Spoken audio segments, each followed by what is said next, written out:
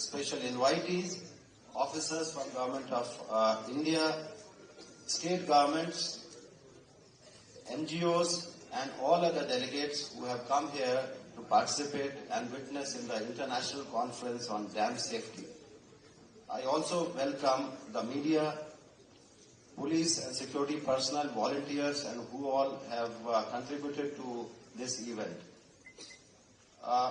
Just to set the context, dams are the temples of modern India, a term coined by India's first Prime Minister, Shri Jawaharlal Nehru, during the construction of Bhakra Nangal Dam in the 1950s.